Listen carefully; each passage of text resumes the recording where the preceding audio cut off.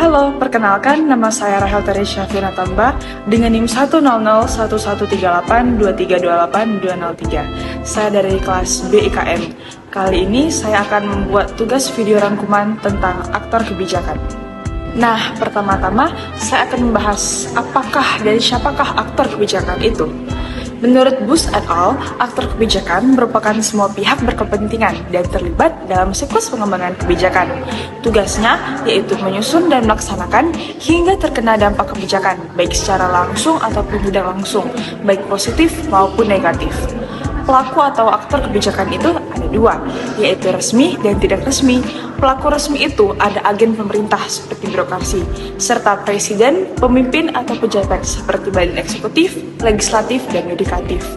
Dan yang tidak resmi ada kelompok kepentingan serta partai-partai politik dan UN, contohnya seperti dokter dan perawat.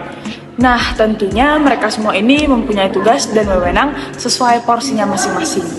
Ada pula fungsi utama keterlibatan masyarakat.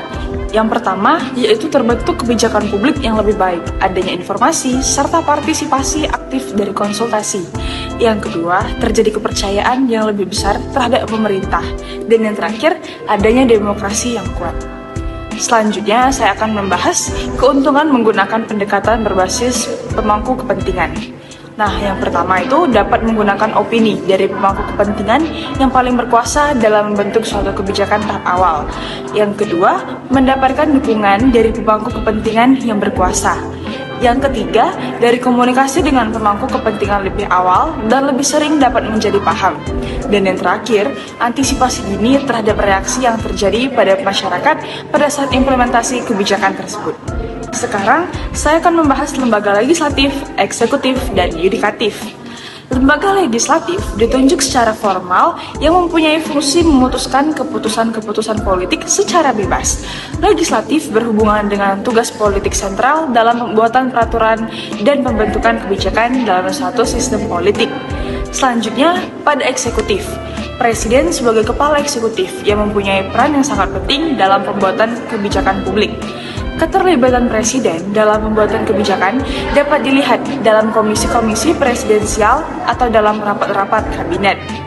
Nah, kalau yudikatif mempunyai kekuasaan yang cukup besar untuk mempengaruhi kebijakan publik melalui pengujian kembali suatu undang-undang atau peraturan. Nah, ada pula instansi administrasi. Dalam masyarakat pasca industri seperti saat ini, keberagaman itu sudah menjadi hal yang lumrah. Jadi, masalah kebijakan pun bertambah luas, sehingga memungkinkan adanya penyerahan kekuasaan yang lebih. Nah, hal inilah yang memberikan kesempatan luas kepada instansi administratif untuk menjadi aktor dalam kebijakan. Selanjutnya yaitu kelompok kepentingan. Hampir di semua sistem politik yang ada di dunia, kelompok kepentingan ini mempunyai fungsi mempertemukan kepentingan warga tertentu yang tidak hanya mengemukakan tuntutan dan dukungan, tetapi juga memberikan alternatif bagi tindakan kebijakan. Ada pula partai politik. Ketika partai politik sudah duduk di parlemen, mereka sering memberikan suara yang berhubungan dengan posisi kebijakan partai. Nah, hal ini menunjukkan posisi tawar yang cukup besar ketika mereka mengusulkan kebijakan-kebijakan. Dan yang terakhir yaitu ada pula individu atau warga negara.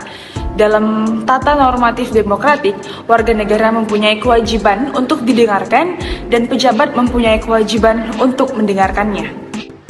Baik, itu semua yang dapat saya sampaikan mengenai aktor kebijakan. Terima kasih.